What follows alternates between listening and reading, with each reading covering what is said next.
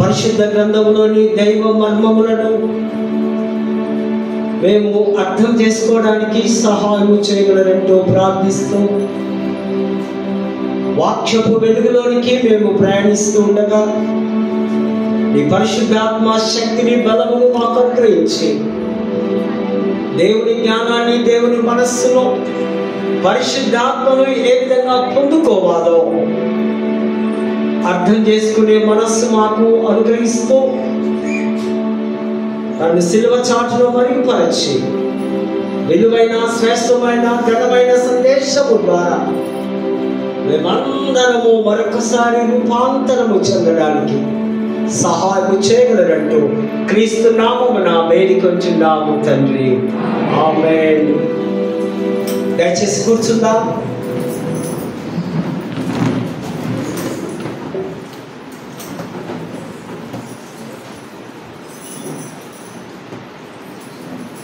దేవుని పరిశుద్ధ నామానికి మహిమ కలుగును గాక. చేరవచ్చిన పరిశుద్ధ సంఘం అంతటికి కూడా యేసుక్రీస్తు నామములో ఈ ఉదయకాల శుభములు, దైవాశీస్సులు తెలియపరుస్తూ ప్రేమతో ఇటు ఆరాధనకు మీకు ఆహ్వానాన్ని అందిస్తూ ఉన్నాను. ఈ ఘనమైనటువంటి, ఉన్నతమైన, దివ్యమైనటువంటి భాగ్యం నాకు అనుగ్రహించినటువంటి అధ్యక్ష మండలపు పీఠాధిపతి గారైన right reverend doctor professor Reuben Mark తండ్రి గారికి, vice chairman reverend doctor Winston Roy గారికి, అధ్యక్ష మండలపు చైర్మన్స్, క్లర్జీ, లేమెన్స్, పరిశుద్ధ సంఘాలన్నిటికీ దేవుని నామమున పేరు పేరున శుభములో, దైవాశీస్సులో తెలియపరుస్తూ, దూర ప్రాంతం నుంచి వీక్షిస్తున్నటువంటి మా స్నేహితులు, కుటుంబ సభ్యులు, తెలిసిన వారు అందరికీ కూడా మరొకసారి పరిశుద్ధ సంఘం CSNS చర్చ్ జగగిరిగుట్ట పాస్టర్ సంఘ పక్షముగా వారికి శుభములు, దీవెనలు తెలియపరుస్తూ, మరి ఈ ఉన్నతమైన, ఘనమైన ఆరాధనలో దేవునితో ఏకమై దేవుని యొక్క ప్రత్యక్షతను చూస్తూ దేవునితో మిళితమైపోయి ఆయనను ఆరాధించే భాగ్యాన్ని మరొక పరిశుద్ధ వారం దేవుడు మనకు అనుగ్రహించినందుకు దేవుడికి నిండు కృతజ్ఞత వందనములు తెలియపరుస్తున్నాను. క్రీస్తునందు ప్రేమైనటువంటి వారులారా, ఈ వారం చాలా శ్రేష్టమైనటువంటి విశ్రాంతి దినం, పరిశుద్ధ దినం కనుకనే నా స్టోరీ కూడా మారిపోయింది. ఫైర్, అగ్ని, ఎరుపు. ఈ సంవత్సరముకు కొన్నిసార్లు మాత్రమే స్టోరీ కథను మనం ధరిస్తాం మన గురువులు. పెంతెకోస్తు పండుగ దినం, ద గ్రేట్ ఫెస్టివల్, ఈ సెలబ్రేషన్లోనికి దేవుడు మరొక సంవత్సరం మనల్ని పిలిపించుకొని ఈ దినం వారు మనకి ఇచ్చిన శ్రేష్టమైన అంశం Pentecostal Sunday, come holy spirit set us free. ఓ పరిశుద్ధాత్మ నమ్ము, మమ్మును విడిపించుము. పరిశుద్ధాత్మను పిలవడం, పరిశుద్ధాత్మను పొందడం, పరిశుద్ధాత్మ ద్వారా విడిపించబడడం. విడుదలనిచ్చేవాడు పరిశుద్ధాత్మ దేవుడు. దీనినే పెంటెకోస్టల్ సండే అంటున్నాం. పెంటెకోస్తు పండుగ అనేది ఒక ప్రత్యేకం. మనకు బాగా తెలిసిన పండుగలు మనకు ఉన్నాయి. క్రైస్తవుల పండుగలు అనగానే మనం ఏమనుకుంటాం? క్రిస్మస్ అంటాం, ఈస్టర్ అంటాం, లేదా జనవరి 1 అంటాం. కానీ ఇంకా పండుగలు మనకు ఉన్నాయి. ఎపిఫనీ అంటే దైవ ప్రత్యక్షత, అదొక పండుగగా దాన్ని మనము ఈ యొక్క ఒకటిలో మనం చూస్తే యెహోవాకు 7 పండుగలు. బాగా వినాలి, వింటేనే అంతో ఇంతో మనకు గుర్తుంటుంది, అర్థమవుతుంది, గ్రహించాలి. అందులో 3 ప్రాముఖ్యమైన పండుగలు ఉన్నాయి. కంపల్సరీ యూదులు నిష్ఠ కలిగిన వారు కనుక ఈ పండుగలు చేయాలి. పస్కా పండుగ, పెంతెకోస్తు పండుగ, గుడారముల పండుగ. ఈ పస్కా పండుగ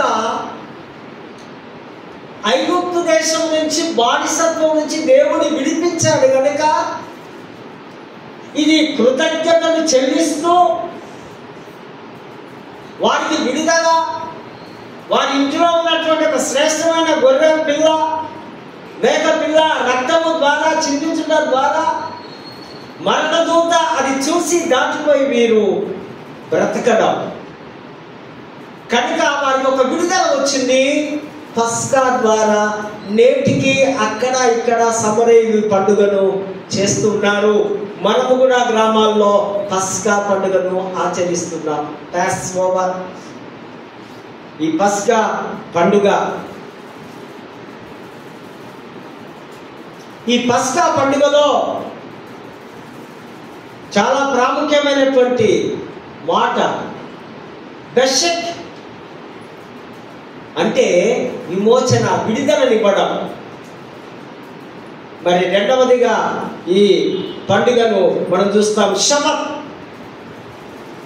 వారముల పండుగ. శబత్ అంటే 7, పెంటే అంటే 50, కోస్తస్ అంటే దినము లేదా వారము. 7 × 7 = 49 + 1 50. పెంతెకోస్తు అనగానే 50. మరొక ఉదాహరణ, ఈస్టర్ నుంచి ఈ దినం వరకు 50 దినములు. ఈస్టర్ పండుగ అయిపోయింది కదా మనకు. కొత్త నిబంధనలో ఈస్టర్ నుంచి కౌంట్ చేస్తే 50 డే ఏ సండే వస్తుందో దాన్ని పెంతెకోస్తు పండుగ అన్నారు. మరొక గుర్తు, యేసు ప్రభు పునరుద్ధానమైన తర్వాత 40 days ఈ లోకంలో ఉన్నారు. వాడు 40 దినములు ఉండి ఆరోహణమై వెళ్ళిపోయారు. తర్వాత ఆయన వెళ్ళిన 10 రోజులకు ఈ పండుగను వారు ఆచరించారు కనుక దీన్ని పెంతెకోస్తు పండుగ లేదా వారముల పండుగ లేదా ఆ గోధుమలు యవనలు వచ్చే కోతకాల పండుగ, రకరకాలుగా వారు దీన్ని శబత్ అని పిలుచుకోవడం జరిగింది ఇజ్రాయెల్ ప్రజలు, హీబ్రీ. మూడవదిగా షుకత్ అనేది గుడారాల పండుగ. గుడారాలంటే ఇజ్రాయెల్ ప్రజలకు ఒక జాగాలో ఠికానా లేదు, వారు సంచార జీవులు. అందుకే ఎన్ని సంవత్సరాలు ప్రయాణం? అడవిలో, అరణ్యంలో 40 సంవత్సరాల్లో వారి గుడారాల పండుగ, ఒక గుడారాలు వేసుకొని యెహోవా దేవుని ఆరాధించారు. ఈ పండుగలన్నీ కూడా దేవుని యందు భయముతో భక్తితో చేసినారు. దేవుని యందు భయభక్తులు కలిగి చేసినారు కనుక ఈ యొక్క పెంటెకోస్తు పండుగను ప్రాముఖ్యంగా ఈ దినం మనము చేస్తూ ఉంటున్నాం. యేసుక్రీస్తు వారు ఈ పెంటెకోస్తు పండుగ సంఘ ఆవిర్భావ దినం, అంటే ద బర్త్ ఆఫ్ చర్చ్. అపోస్తల కార్యం 2వ అధ్యాయంలో వారందరూ కూడా ఒక మేడ గదిలో, ఆ సీయోను కొండ మీద ఒక గదిలో కూర్చొని ప్రార్థిస్తూ ఉన్నప్పుడు వారి మీదికి పరిశుద్ధాత్మ దిగి వచ్చింది. అగ్ని వలె అగ్ని దిగి వచ్చింది కానీ కాలిపోలేదు వారు. పరిశుద్ధాత్మ అంటే అగ్ని, పరిశుద్ధాత్మ అంటే నీరు, పరిశుద్ధాత్మ అంటే ఊపిరి, పరిశుద్ధాత్మ అంటే బలము. ఇవన్నీ రకరకాలుగా ఈ హోలీ స్పిరిట్ గురించి మనము అర్థం చేసుకుంటాం. సో కనుక ఇది సంఘ ఆవిర్భావ దినము, సంఘము పుట్టిన దినం, నూతన సంఘం, ఆదిమ సంఘం దైవిక విశ్వాసుల యొక్క సంఘము పుట్టి నేటికి ఎన్ని సంవత్సరాలు అవుతుంది? 2000 సంవత్సరాలు ఇంచుమించు ఈ క్రైస్తవ సంఘము యొక్క జన్మదినమని మీకు నేను తెలియపరుస్తూ ఉన్నాను. మొదటిగా 120 మందితో స్టార్ట్ అయిన సంఘం తర్వాత పేతురు యొక్క బలమైనటువంటి ప్రసంగముతో, పేతురు ఒకప్పుడు పిరికివాడు కదా, పిరికివాడై భయపడి ఆయనను సిలువ వేస్తున్నారు, ఆయన కొడుతున్నారు, చంపుతున్నారు అంటే దాక్కున్నాడు, అబద్ధాలు ఆడాడు కనుక అప్పుడు పిరికివాడు. మనకంటే ఘోరంగా ఉన్నాడు పేతురు. ఎప్పుడైతే ఆయన మీదకి పరిశుద్ధాత్మ దిగి వచ్చిందో ఆయన ప్రసంగాలు చేస్తూ ఉంటే ఎంతమంది మారినట్ట? ఒకేసారి 3000 మంది. మనం ప్రసంగం చేస్తే 3 మెంబర్స్ కూడా మారారు. కారణం తెలుసా? కారణం ఆ ఫైర్ మనలో సరిగా పనిచేయకపోవడం. 3000 ప్లస్ 120 ఎంతైంది? 3120 మందితో స్టార్ట్ అయింది. నెక్స్ట్ చాప్టర్స్ లో 5000. ఆ విధంగా సంఘము అభివృద్ధి చెందుతూ విస్తరింపబడుతూ నేటికి ప్రపంచంలో కొన్ని లక్షల కోట్ల ప్రజలు దేవుడి యేసయ్య కొరకు ఉన్నారు. ఆయనను ఆరాధిస్తూ ఘనపరుస్తూ ఉంటున్నట్టున్నారు. కనుకనే సంఘ సువార్త అనేకులకు మాదిరికరముగా ఉన్నట్టుగా మనము చూస్తూ ఉంటున్నాం. ఈ పరిశుద్ధాత్మ అన్నది సృష్టి క్రమములో ఎంతో కీలకమైనది. దేవుడు సృష్టిని చేస్తున్నప్పుడు తనలో ఉన్న పరిశుద్ధాత్మ ఆ నీటి మీద, జలముల మీద ఆత్మ అల్లాడుచుండెను. అనగా ఆ కోడి ఆ గుడ్ల మీద ఏ విధంగా పొదుగుతూ ఉంటుందో, పొదిగినప్పుడు ఆ వేడికి తల్లి స్పర్శకు ఆ గుడ్డులో నుంచి ఆ పిల్ల బయటికి ఎలా వస్తుందో, పరిశుద్ధాత్మ దేవుడు ఒక ఉనికిగా, ఒక కదలికగా, ఒక జీవం గల వాడుగా ఉన్నాడు అని పండితులు తెలియపరుస్తూ ఉన్నారు. ఈయన పరిశుద్ధాత్ముడు ప్రాణదాత, జీవాత్మ. ఈయనలో ప్రాణం ఉంది. కనుకనే దేవుడు ఏం చేసిండు? ఆదామును 7 feet ఆ ఎర్ర మట్టితో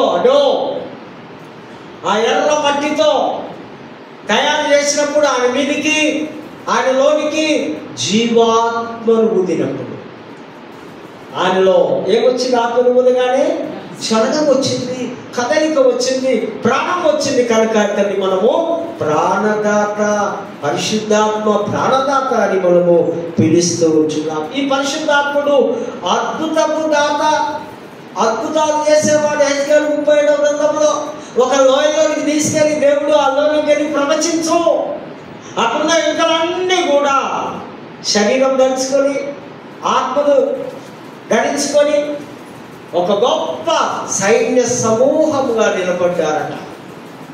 ఈయన ఈ యొక్క ఆత్మ, అద్భుతాలు చేసే ఆత్మ, పరిశుద్ధాత్మ దేవునిలో ఉంది అని దేవుని వాక్యము తేటగా మనతో మాట్లాడుతూ ఉంది. తర్వాత రక్షణకు దాత, ఈ పరిశుద్ధాత్మ దాత రక్షకుడు. కన్య అయిన మరియ గర్భమున ధరింపబడి ఆయన లోకాన్ని రక్షించడానికి వచ్చాడు. ఆయన తప్ప వేరొక రక్షకుడు, వేరొకడు మనకు లేడు.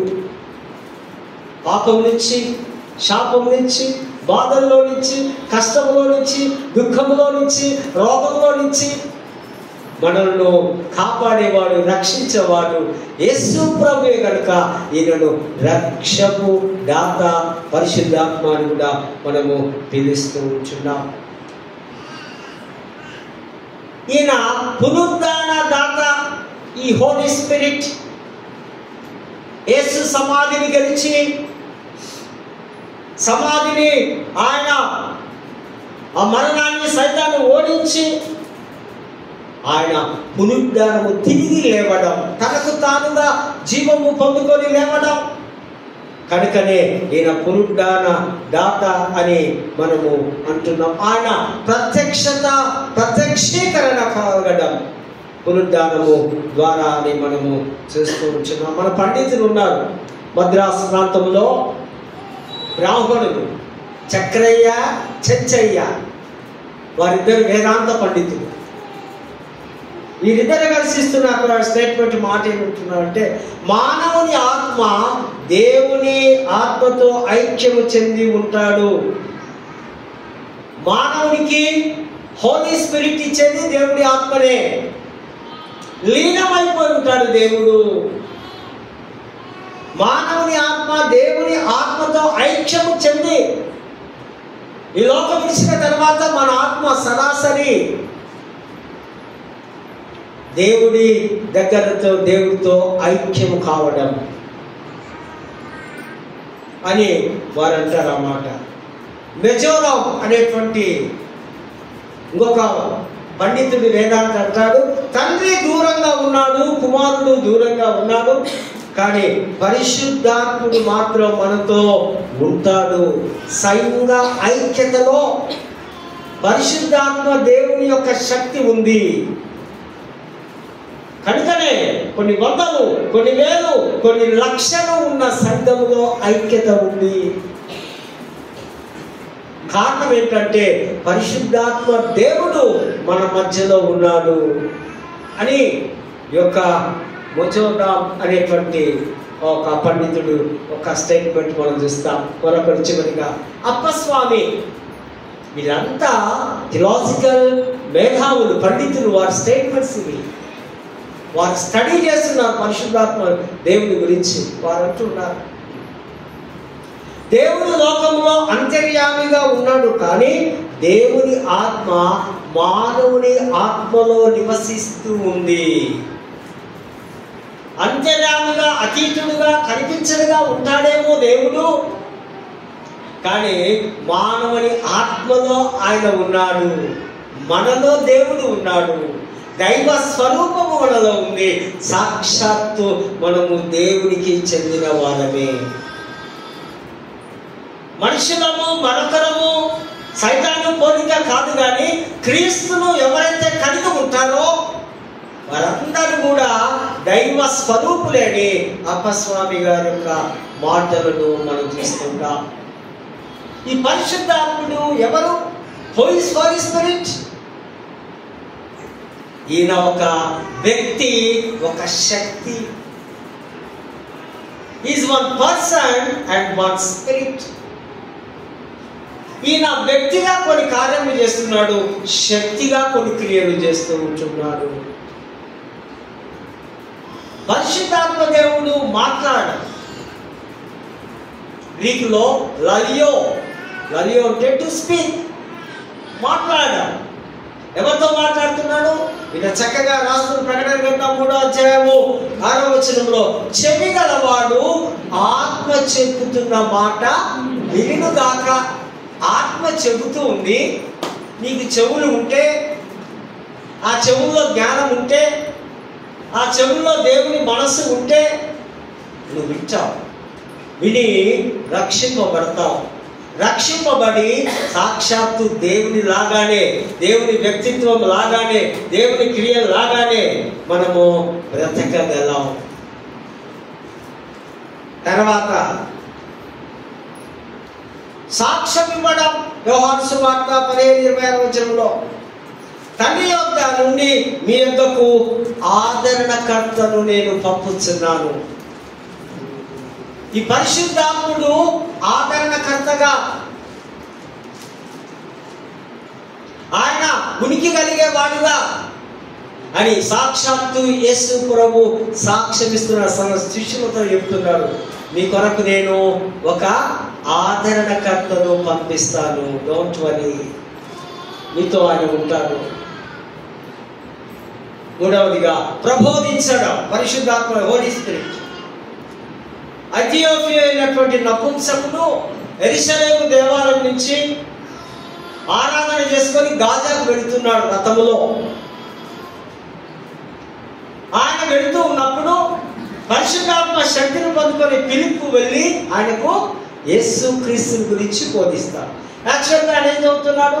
యెషయా గ్రంథం 53వ అధ్యాయము 7-8వ వచనంలో చూస్తాం కదా, ఆయన మొదలు తేబడినటువంటి గొర్రె పిల్ల వలె ఉన్నాడు. ఆయన లోక భారములన్నీ మోసుకుంటున్నాడు, చదువుతూ పోతున్నాడు, కానీ ఆయనకేమి అర్థము కాలేదు. ఫిలిప్పు వచ్చి, రే బాబు, ఓ చదివే, నీవు చదివేదేంటి, నీకు అర్థమవుతుందా? నాకెవరైనా అర్థం కాదు, నాకెవరైనా చూపిస్తే కదా, నాకెవరైనా తెలియపరిస్తే కదా అంటే, ఈయన అక్కడ ఉన్నటువంటి ప్రవచన వాక్కులు ఇవి యేసు ప్రభువే, యేసు ప్రభువే నీ కొరకు నా కొరకు ఆయన సిలువలో చనిపోయాడు ఈ విధంగా అని అక్కడ ప్రబోధించడం పరిశుద్ధాత్మ దేవుడు చూస్తూ ఉంటున్నాం. తర్వాతగా ఈ పరిశుద్ధాత్మ, ఈ హోలీ స్పిరిట్ ఆజ్ఞలను ఇవ్వడం, కమిషన్స్ ఇవ్వడం. అపోస్తల కార్య 16వ వచనంలో పౌలు తన 2వ మిషనరీ ప్రయాణంలో ఆత్మదేవుడు పౌలుతో చెప్తున్నాడు, ఆసియా ప్రాంతమునకు వాక్యము నువ్వు చెప్పకూడదు, అక్కడికి నువ్వు వెళ్ళకూడదు అని ఆటంకపరచడం. పరిశుద్ధాత్మ దేవుడు ఆజ్ఞనిస్తున్నాడు, ఓ పౌలు నువ్వు ఆ ప్రాంతానికి వెళ్ళొద్దు. తర్వాత పరిశుద్ధాత్మ దేవుడు నియమించడం. అపోస్తల కార్యం 20-28వ అధ్యాయంలో పౌలు తన మిషనరీ జర్నీలో కూడా ఎఫెసు సంఘ పెద్దలను ఆత్మాభిషేకము చేత నియమించడం, సంఘాన్ని కాయడానికి, సంఘంలో ఉన్న సమస్యలు పరిష్కరించడానికి వారికి పరిశుద్ధాత్మ వరము శక్తి కావాలని పెద్దలను పౌలు ద్వారా దేవుడు నియమిస్తూ ఉన్నాడు. ఆ క్రమమే నేడు ప్రపంచమంతా కూడా ఎపిస్కోపల్ మినిస్ట్రీస్ అంటాం. అంటే దైవిక పరిపాలన, దైవికమైనటువంటి ఆరాధనలో దేవుని ప్రజలు నాయకత్వం వహించడం, వారికి ఒక అభిషేకాన్ని, ఒక ఓతును తీసుకొని ఈ యొక్క సంఘ క్రమములో సంఘాన్ని పెంచడానికి. తర్వాత పరిశుద్ధాత్మ దేవుడు బోధించడం. యోహాను సువార్త 16-13లో మనం చూస్తాం, సత్యస్వరూపమైన ఆత్మ మీ వద్దకు వచ్చినప్పుడు తాను విన్న వాటిని, సంభవింపబో వాటిని అన్నిటిని కూడా మీకు బోధిస్తాడు. ఆయన మీకు ఏది బోధిస్తాడో అది మీకు చేయాలి. అంటే ప్రవచించడం, రాబోయే దినాల సంగతుల విషయాలను చెప్పడం ఇక్కడ మనం చూస్తూ ఉంటున్నాం. తర్వాత చివరిగా పరిశుద్ధాత్మ దేవుడు చెప్తున్నాడు, మనుష్యులు మోసపుచ్చడం. పరిశుద్ధాత్మ దేవుని మనుషులు కొన్నిసార్లు మోసం చేయడానికి, మోసం చేసింది కానీ పట్టుబడ్డారు. ఎక్కడ? అపోస్తల కార్యం 5వ అధ్యాయంలో ఒక జంట, అననీయ సఫీరా. పేతురు అంటాడు, పరిశుద్ధాత్మ దేవునే ఎందుకు మీరు మోసం చేస్తున్నారు? కనుకనే నీకేముంది? మరణము నీ యొక్క గడప దగ్గరే పొంచి ఉంది. దేవుని మోసం చేస్తే పుట్టుగతలు ఉండవు. పరిశుద్ధాత్మ దేవుడు మోసపరచకూడదు అని వాక్యం మనకు తేటగా చెబుతుంది. ఎందుకు ఆ దేవుని దుఃఖ పెడతావు? నీ అబద్ధం ద్వారా, నీ మోసం ద్వారా ఇన్ని లక్షలకే భూమిని అమ్మావా? అవును, అన్ని చూస్తున్నాడు, అన్ని తెలుస్తున్నాయి పరిశుద్ధాత్మ దేవుడు. కానీ మనము గుర్తించుకోవలసిన అవసరతలు మనకెంతైనా ఉంది. పరిశుద్ధాత్మ దేవుని గురించిన చిహ్నం పెద్ద సబ్జెక్ట్, పెద్ద ప్రసంగమే. బట్ మీకు బోరుగా అనిపించకుండా నేను మాట్లాడతాను, ఎందుకంటే ఇది సామాన్యమైన పని సబ్జెక్ట్ కాదు. మామూలు అయితే 30-40 మినిట్స్లో ముగించేవాడి. పరిశుద్ధాత్మ దేవుని యొక్క చిహ్నాలు, సింబల్స్, గుర్తులు, ఆ సూచికలు. నంబర్ 1 మనం చూస్తున్న అగ్ని, నీరు, పావురము, గాలి, ఊపిరి, గాలి ద్వారా పెద్ద పెద్ద భవనాలే కూలిపోతాయి. సునామీ వచ్చింది అనుకోండి, తుఫాను వచ్చింది అనుకోండి, ఆ నీటి ద్వారా గాలి ద్వారా ఎగిరిపోతూ ఉంటాయి. ఒక విలేజ్లో నైట్ ప్రేయర్ చేసి మేము వస్తున్నా మోటార్ సైకిల్ మీద, భయంకరమైన గాలి, వాన అంతగా లేదు కానీ గాలి వస్తుంది. నాకు అర్థమవుతుంది ఇక బైక్ నేను కింద పడిపోతామని ఒక చోటున నేను నిలబడ్డా, బైక్ పక్కన పెట్టా. తెలిసిపోతుంది నాకు కారణం, ఒకవేళ కింద పడిపోతే ఎక్కడో బైక్ నేను ఎక్కడో ఇడ్చుకొని అంత భయంకరమైనటువంటి ఆ గాలిలో ఏముంటుంది? సైన్స్ స్టూడెంట్స్, ఆక్సిజన్ ఉంటుంది. సైన్స్ ఎవరు చదవాలా మన పిల్లలు? ఆక్సిజన్ ఉంటుంది, దాంతో మనము బ్రతుకుతాం కదా. గాలి లేకపోతే, నీరు లేకపోతే, ఆహారం లేకపోతే ఇవన్నీ ఇచ్చేవాడు దేవుడే. ఈ గాలి, నీరు, గాలి మనకు దేవుని ఊపిరికి పోలికగా ఉంది. మనం గాలిని చూడలే, పట్టుకోలే, కానీ మన కారులో, మన బైక్స్లో గాలిని మనము బంధిస్తాం. మనలో కూడా ఒక 2-3 నిమిషాలు బలంగా ఉన్న విక్రమ్ ఒక 5 నిమిషాలు ఇట్లనే ఉంటాడేమో, నేను ఒక 1 మినిట్ కూడా ఉండలేనేమో.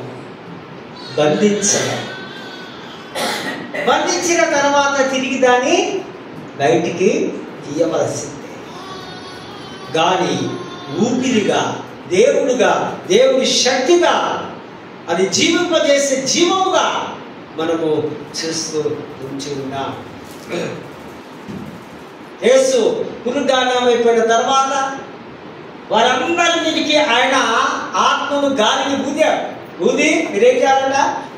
సర్వ సృష్టికి వెళ్ళి, సర్వ సృష్టిలో ఉన్న ప్రతి ప్రాంతానికి వెళ్ళి సువార్తను మీరు ప్రకటించాలి. ఇదిగో నా ఆత్మ, నా గాలి మీకు ఇస్తున్నా.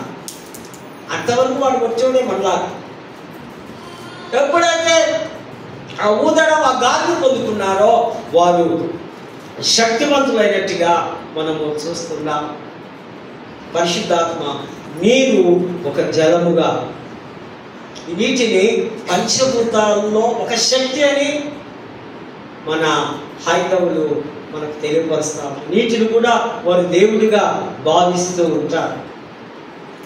మానవుల మనుగడకు, మానవ జీవిత ఆధారాలు జీవించడానికి నీరు ఎంతో ప్రాముఖ్యం. పంటలకు కానీ, బ్రతకడానికి కానీ, ప్రతి జీవికి కానీ నీరు లేకుండా బ్రతకలేదు. నీరు ఎక్కడైనా, ఇప్పుడు ఎవరైనా నాకు వాటర్ బండి అంటే మీరు ఏం చేస్తారు? ఒక బాటిల్లోనో గ్లాసులోనో నీరు ఇస్తారు. నేను అడిగింది ఏంటి? నీరు. కానీ మీరు దేనిలో ఎట్లిస్తున్నారు? మీరు బాటిల్ ద్వారా ఇస్తారు. అంటే నీరు మీకు ఇవ్వడానికి వేరే మార్గము బాటిల్లోనే పట్టి లేదా గ్లాసులోనో పట్టి మీరు ఇవ్వాలి. ఈ నీరు జీవనానికి, శక్తికి మనకు ఆధారమైంది. ఒకసారి అరణ్య ప్రాంతంలో వారందరికీ దాహం వేస్తూ ఉంది. మోషే తరేపై మేము నీళ్ల కొరకు దప్పికొంటున్నామంటే మోషే కర్ర తీసుకొని బండ మీద కొట్టగానే వచ్చింది అద్భుతమైనటువంటి మంచి నీరు, తీయటి నీరు దేవుడు అనుగ్రహించారు. చూడండి దేవుడు మానవుడికి ఎన్ని చేస్తున్నాడు. తర్వాత అగ్ని, ఇతర మతస్థుల్లో అగ్ని ఒక దేవుడు. అగ్నిని ఆరాధించడం, అగ్నికి ఉన్నటువంటి ఆ శక్తి, అగ్ని దహించి వేస్తుంది. క్రైస్తవుల అగ్ని ఉండాలి, అది పాపాలను దహించి వేయాలి. ఆ ఫైర్, ఆ శక్తి, ఆ అగ్ని అనే అభిషేకాన్ని ఎప్పుడైతే పొందుకుంటామో, అగ్ని బాప్తిసాన్ని ఎప్పుడు తీసుకుంటామో, మనలో ఉన్నటువంటి ఆ పాపాలన్నీ కూడా దహించి వేయబడాలి. అందుకే యెషయా ప్రవక్త యెషయా గ్రంథం 5వ అధ్యాయంలో దేవాలయంలో ఆరాధించడానికి వెళితే ఆయన అంటున్నాడు, ప్రభువా నేను అపవిత్రమైన పెదవుల గలవాడు. మన నోరు అపవిత్రం, మన నాలుక అపవిత్రం, మన పెదవులు అపవిత్రం. అపవిత్రమైన మానవుడు పవిత్రుడైన దేవుణ్ణి ఆరాధించడానికి వీలు లేదు. ఒకవేళ నీలో పాపం ఉండి నువ్వు ఆరాధిస్తే నీ మనసులో నువ్వు అనుకుంటావు, నేను ఆరాధిస్తున్నా, దేవుడు చూస్తున్నాను. No, zero, waste. నీ ఆరాధన వేస్ట్, నీ మనస్సు, నీలో ఉన్నటువంటి నీ క్రియలు వేస్ట్. దేవుడు వద్దకు వెళ్ళలేదు. అందుకే నేను ప్రభు బలను కూడా చెప్తుంటా, యోగ్యత గలవారు మాత్రమే స్వీకరించాలి. అయోగ్యులు స్వీకరిస్తే వారికి ఏమొస్తాయి? రోగాలు వస్తాయి, మరణాలు వస్తాయి, మరేదైనా రావచ్చు. ఈ అగ్ని లాంటి, బండలాంటి, అగ్నిలాంటి దేవుణ్ణి మనము కలిగి ఉన్నాము కనుక ఈ అగ్ని శుద్ధి చేసే లక్షణము ఉంది అని మనం గ్రహించాలి. మగ్దలేని మరియాలో ఎన్ని దయ్యాలు? 7 దయ్యాలు ఉంటే యేసు ప్రభు అనే అగ్ని, ప్రార్థన అనే అగ్ని వెళ్ళి ఆ 7 దయ్యాలను ఏం చేసినట్ట? దహించి వేశాయి. తర్వాత ఆమె యేసు ప్రభు శిష్యురాలైపోయింది, ఫాలోవర్ అయిపోయింది, అభిమానం అయిపోయింది. యేసు లేనిది నాకు జీవితం ఉందని వెంబడించింది ఆమె. ఎన్నో పైసలు ఖర్చు పెట్టింది ఆయన సేవకు. కనుకనే ఆయన సిలువలో ఉన్నప్పుడు వెళ్ళింది, సమాధి వద్దకు వెళ్ళింది. ఆయనంటే ఒకలాంటి పిచ్చిగా ఆమెలో ఉన్నటువంటి ఆ దయ్యాలను దహించి వేయబడినట్టుగా మనం చూస్తున్నాం. హోలీ స్పిరిట్ యొక్క పని ఏంటి? ఏం చేస్తాడు ఈయన? మనం అనుకున్నాం కదా, దేవుడి సృష్టిలో ఈ హోలీ స్పిరిట్ ఒక ప్రతినిధిగా ఉన్నాడు. As the agent of God, దేవుడికి ఒక ప్రతినిధిగా, ఒక వారసుడిగా, ఒక మధ్యవర్తిగా, ఆయన దేవుడు ఏది ఆజ్ఞాపిస్తే అది అనుసరించేవాడుగా ఈ యొక్క పరిశుద్ధాత్మ దేవుడు ఉన్నాడు. ఈ పరిశుద్ధాత్మ, ఈ దేవుడు పరిశుద్ధాత్మ మొదటిగా న్యాయాధిపతుల మీదకి వచ్చింది. తెలుసు కదా మనకు న్యాయాధిపతులు ఎవరెవరు? యొఫ్తా, సంసోను కదా, ఇంకా ఎవరు వచ్చున్నారు? వీరంతా గిద్యోను. వీరందరి మీదకి పరిశుద్ధాత్మ దిగి వచ్చింది. దిగి వచ్చినప్పుడే వారు మిద్యానీయులతో, మాదీయులతో యుద్ధం చేసి జయం పొందుకున్నారు. పరిశుద్ధాత్మ శక్తి లేకపోతే యుద్ధంలో ఫెయిల్. వీరి శక్తి చాలదు. దేవుడి శక్తి, పరిశుద్ధాత్మ శక్తి వీరికి కావాలి. మరి రెండవదిగా పరిశుద్ధాత్మ ప్రవక్తలు ప్రవచించడం. యెహోషువ అని, మోషే అని, యెషయా అని, జకర్యా అని, మీకా అని వీరందరూ కూడా ఎప్పుడైతే ఆత్మ నీలో ఉంటుందో నువ్వు ప్రవచిస్తావు. పరిశుద్ధాత్మ లేకపోతే నీకు ప్రవచనాలు రావు. ఈ దినాల్లో మనము కొందరిని కూడా అటువంటి వారిని మనము చూస్తూ ఉంటున్నాం. పరిశుద్ధాత్మ వరాలు సంఘంలో ఉజ్జీవము కలిగి ఉండడానికి ఒక మూలంగా ఉంది. పరిశుద్ధాత్మ శక్తి ఉన్నప్పుడు సంఘంలో రకరకాలైనటువంటి కార్యాలు జరుగుతూ ఉన్నాయి. మరి అదేవిధంగా అద్భుతాలు జరిగే కృపావరం, సంఘంలో, సమాజంలో దయ్యాలను వెలగొట్టడం, చనిపోయిన వారిని లేపడం, ఆది అపోస్తుల్లో వారందరూ ఆ పని చేస్తున్నారు. కృపావరం పరిశుద్ధాత్మ ద్వారా వస్తుంది. స్వస్థతలు జరిగే కృపావరం, అద్భుతాలు చేసే కృపావరం, తర్వాత ఇతరులకు సహాయం చేసే కృపావరం, సంఘంలో ఉన్న బలహీనులకు పుచ్చుకొనుట కంటే ఇచ్చుట ధన్యమని ఎవరైతే ఆత్మచేత నింపబడ్డారో వారు దాతృత్వము కలిగి ఇతరులకు మేలు చేయడం. మరి సంఘ పరిపాలన కృపావరం, కొందరిని దేవుడు ప్రభుత్వాలు చేసేవారుగా, కొందరిని నాయకులుగా, కొందరిని సేవకులుగా, కొందరిని బోధకులుగా. మనలో ఉన్న గవర్నమెంట్ ఆఫీసర్స్ ఉంటే వారి ప్రభుత్వం మీద మన విశ్వాస అధికారం చేయడం ఎంత ధన్యత మనకు. ఈయన సిగ్నేచర్ ఉంటేనే అక్కడ బిల్ పాస్ కావడం ఎంత ధన్యత సంఘానికి.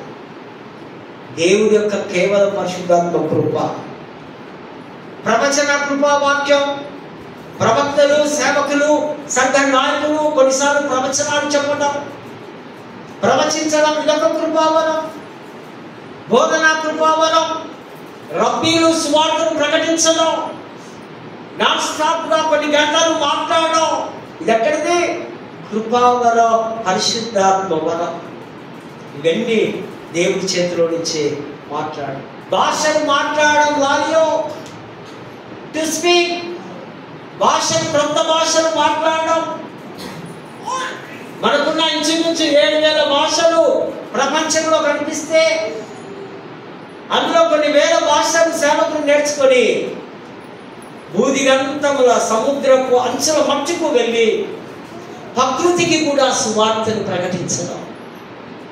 ఇవన్నీ దేవుడు ఆ పరిశుద్ధాత్మ వరంలో నుంచే ఇస్తూ ఉంటున్నాడు. ఇవన్నీ మనుషులు, భాషలు మాట్లాడేవారు దేవుడితో మాట్లాడతారు, ప్రవచించేవారు మనుషులతో సంఘ క్రమశిక్షణ కొరకు, సంఘ అభివృద్ధి కొరకు వారు మాట్లాడతారు. మూడవదిగా ఆధునిక కాలం పరిశుద్ధాత్ముడు, మోడర్న్ ఏజ్ హోలీ స్పిరిట్.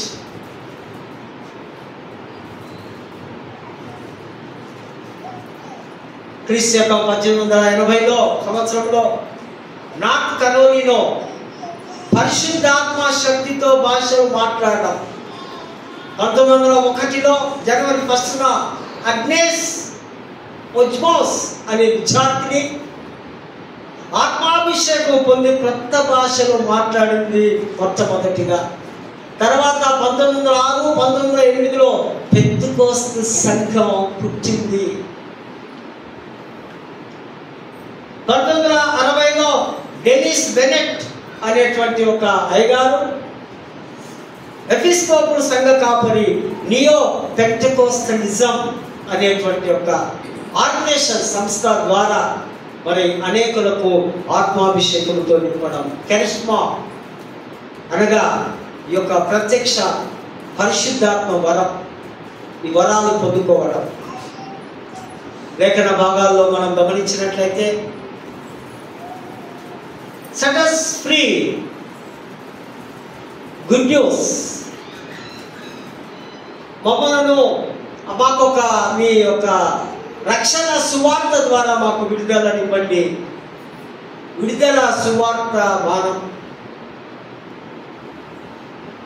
క్రీస్తు పూర్వం 740, 701 ఆ మధ్య కాలంలో ఈ ప్రవక్త, పెద్ద ప్రవక్త ఐజయా అంటే యెహోవాయే రక్షించును అని తెలుగులో చెప్పారు.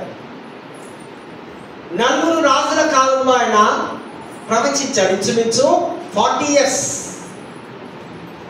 యెషయా గ్రంథాన్ని 66 చాప్టర్స్ ఏమంటున్నారంటే మినీ బైబిల్.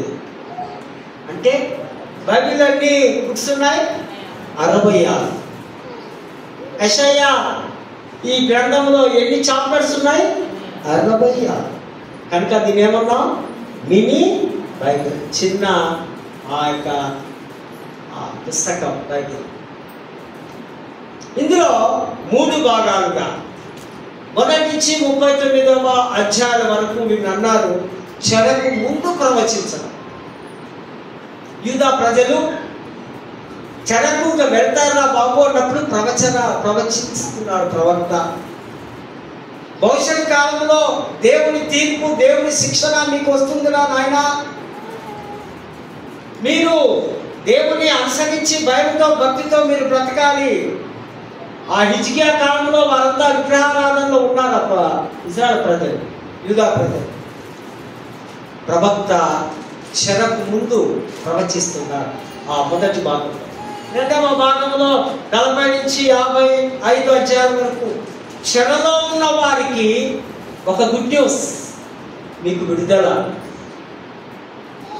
చెరలో ఉన్న వారికి ప్రవక్త ప్రవచిస్తున్నాడు. బబులోను దేశం వారికి ఓటమి వస్తూ ఉంది. మీరు తిరిగి యెరూషలేముకు వెళ్ళి మీ దేవాలయాన్ని మీరు కట్టుకుంటారు. కనుక మీకు ఇదొక గుడ్ న్యూస్. పునర్నిర్మాణం జరుగుతుంది. యూదా ప్రజలందరూ హ్యాపీగా ఉన్నారు. 3వ భాగంలో మనం చూస్తే 55 నుంచి 66 అధ్యాయాల్లో చెర అనంతరం ప్రవచనం, చెర తర్వాత కూడా ప్రవచిస్తున్నాడు ప్రవక్త. ఈయన దేవుని నూతన ప్రజ కొరకు వాగ్దానం, మీ యొక్క దేవాలయము పునర్నిర్మాణము జరుగుతుంది. మీరు దేవుడికి లోబడి మీరు జీవించాలి, నూతన జీవితము ప్రారంభము కావాలి అని ప్రవక్త ఆ 66 అధ్యాయం యొక్క సారాంశాన్ని గుర్చేస్తూ ఉంటాడు.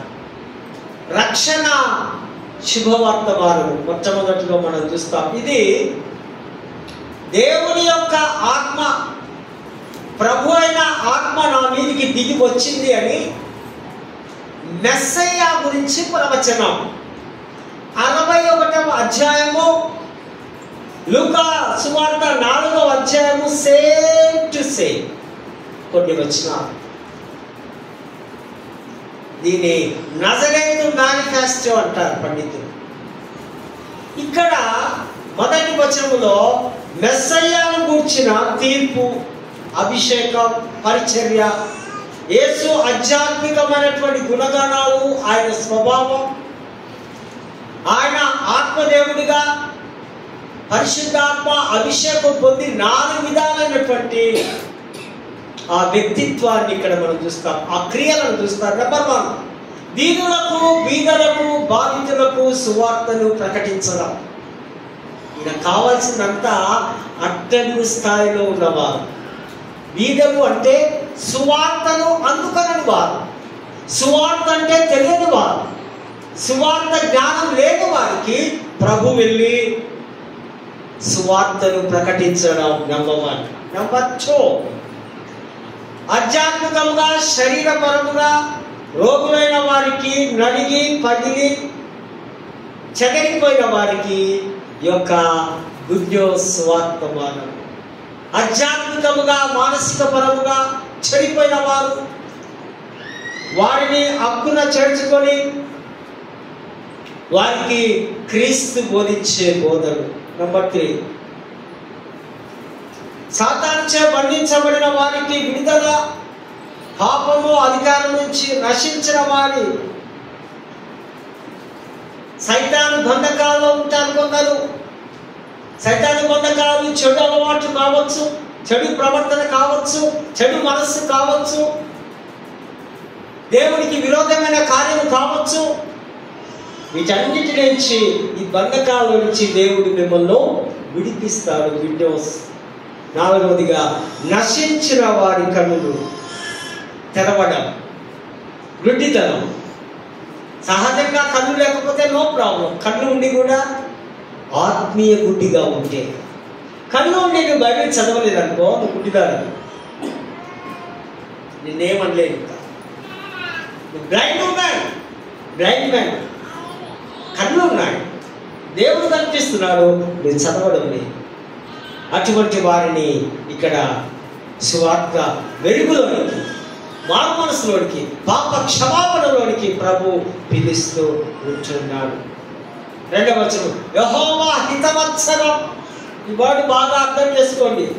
హితవత్సరం అంటే 50 సంవత్సరాలకు ఒకసారి వచ్చే సునాద సంవత్సరం.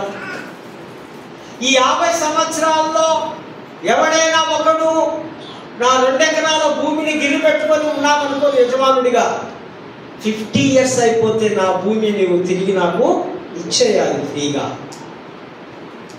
దీనే హితవత్సరం అంటున్నా. హితవత్సరంలో ఇది 50 సంవత్సరం ఒకసారే వస్తుంది. లేవ్యకాండం 25వ అధ్యాయం 9వ వచనంలో మనం అవన్నీ చూడగలం. బానిసలకు విడుదల, భూమి శాస్త్రమ వారికి విడుదల, అనాథలకు విడుదల, రోగులకు విడుదల, కష్టాలు ఉన్న వారికి విడుదల, పరదేశులకు విడుదల. హితవత్సరం అనగా ఒకలాంటి ఆధ్యాత్మికమైన విడుదలని మనము అర్థం చేసుకోవాలి. ఆ టైంలో ఒక బాకానాదం, ఒక శంకులాంటి ఊరుతారు. ఆ దేశంలో, ఆ ప్రాంతంలో, ఆ ప్రజల మధ్యలో ఆ బాకానాదం ఊదినప్పుడు వారందరికీ వారి భూమిని కానీ వారి ఆస్తులు కానీ తిరిగి ఇవ్వవలసినదే. ఇది చట్ట ధర్మశాస్త్రము. 3వ వచనం, ఉల్లాస వస్త్రములు అంటే తలపాక ధరించుకోవడం. పెళ్లి కుమారుడు ఆ రిసెప్షన్ లో ఏ విధంగా టోపీలు తలపాక పెట్టుకుంటాడో, అదే దుఃఖంలో వారు ఏం చేస్తారు? తల మీద బూడిదను పోసుకోవడం. ఉల్లాస వస్త్రాలు ఎక్కడ కనిపిస్తాయి మనకి? ఎప్పుడు పెళ్లిలోనే కదా. అదే మజా. ఆ పెళ్లి కుమార్తె వస్త్రం, ఆ యొక్క రాజ దుస్తులాగా ఆ మెరిసిపోవడం, ఆ అందము, ఇదంతా ఉల్లాస రక్షణ వస్త్రాలు అని దేవుడు మనతో సూటిగా తేటగా మాట్లాడుతున్నాడు. క్రీస్తు రాక ద్వారా తలలపై ఈ పండుగ వస్త్రం, ఈ అలంకరణ, ఈ కిరీటం క్రీస్తుకు మహిమకరముగా ఉండాలి. అదేవిధంగా దుఃఖం మనకు ప్రతిగా ఆనంద తైలం. ఈ తైలము, ఈ ఒలీవ నూనె తైలము ద్వారా నీ దుఃఖము, ఈ తైలము ఆశీర్వాదానికి గుర్తుగా. నూనెతో నా తల నిండి పొర్లుచున్నది. నూనెతో అంటే ఆశీర్వాదముతో. నాకు లెక్కలేనన్ని ఆశీర్వాదాలు ఉన్నాయి ప్రభువా. తైలం కావాలా? ఒకసారి మన తల్లులు మనం కూడా నూనెకు ఏం పెట్టుకోవాలి? నూనె రాసుకో అంటే మన పిల్లలు ఏం చేస్తాయి? నూనె పెట్టుకుంటారా? ఇట్లా ముందుకు వేసుకొని. నూనె లేవు ఇప్పుడు, కానీ నూనెలు కావాలి. నూనె ఉంటే నీ తలలో ఆ వెంట్రుకలు వృద్ధి చెందడం, తెల్లగా కావు నాలాగా. నూనె పెట్టుకుంటే ఈ సైన్స్ ప్రకారంగా నీ శిరస్సుకంతా మెదడు కూడా బాగా పనిచేస్తుంది. ఆ దినాల్లో తైలము పూసుకునేవారు, ఒలీవ నూనె. సో ఈ విధంగా ఇక్కడ భక్తులు రాస్తూ ఉంటున్నారు. పాడైన స్థలములను తిరిగి మీరు కట్టుకుంటారు. ప్రవచనం. వాడు బబులోను వారు వచ్చి, అశ్షూరులు వచ్చి యెరూషలేము పట్టణాన్ని, ఆ ప్రాంతంలో బిల్డింగ్స్ అన్ని కూలగొట్టింది కదా, పాడైపోయి శిథిలమైపోయాయి.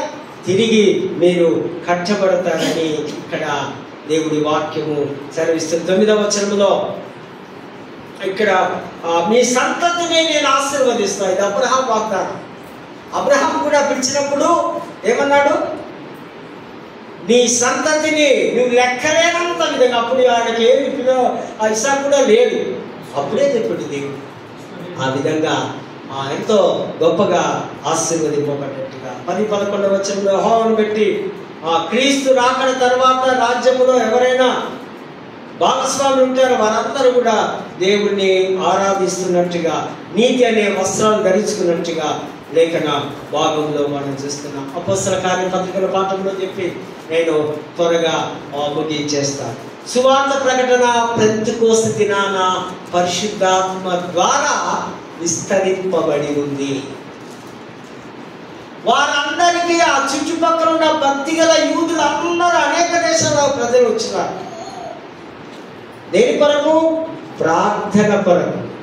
వారందరూ ప్రార్థన చేస్తుంటే వారి మీదకి ఒక వాక్శక్తి ద్వారా వారందరూ బాగా ఆ బలమైనటువంటి శక్తి ద్వారా కూడుకొని ఉన్నప్పుడు పరిశుద్ధాత్మ శక్తి వారి మీదకి దిగి వచ్చి ఉంది. గొప్ప యెరూషలేములో జరిగిన గొప్ప పండుగ ఈ పెంతెకోస్తు పండుగ, ఆత్మల పండుగగా ఇక్కడ మనము చూస్తూ ఉంటున్నాం. 2-3వ వచనం, వేగముగా వచ్చు గాలి అగ్ని జ్వాలల వంటి నాలుకలతో.